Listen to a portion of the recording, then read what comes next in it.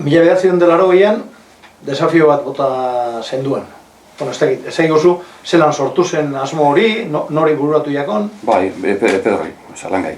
Langak lehengotik orduan zuan mutil batek debute, bihoan joku batekin. Horren txaben txapelketaik eta alako debute zuan joku batekin bizala.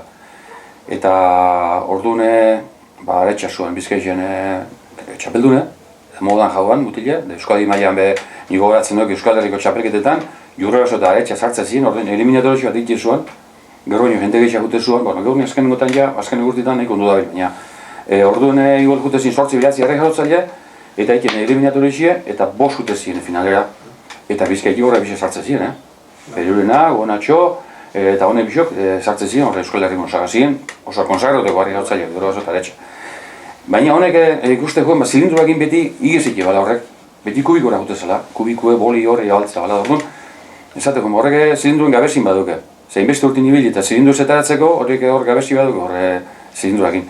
Eta ni, klar, zilindruakin ondo prepaute zelan nintzen, ondo prestaute, botak guntzen desafizue. Bai, etxe horriko hori, da lehengotik itxuri etxepa, ez da bai hon zuan, Jurrebaso fiska beru zuan, eta izena esateko eta beste egizin dela, diru botak artez bere esenik izatera. Eta orduen alako baten, botak egin dirue, da ezagutzen ni nintzela. Eta ni nintzen entero zenin, lasaitu nizik joan itxuri, ikusi gona... Iez ezagun nintzen, orduan? Baina ikusi goni hiru txapelketan atzez amarkatu nintzela, da autipo zen dator, baina honen kontra. Baina, gero ia entero zitu hori langakin nabila. Eta langakin nabila hasta gizzer baki zer, eta nik lehoie, arkeniko lehoie, gero, komitatzea guztan bat zelan, ikitza, eta honek eta baretxan lagunek eta ezagunek eta bar da, diru asko jokatu gara nire kontra. Esaten joina, inundik inoazin izela nik irabazi aretxari.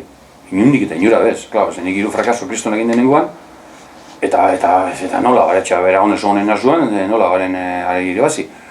Eta orduan jokatu diru bastante, esaten guztan lehoi.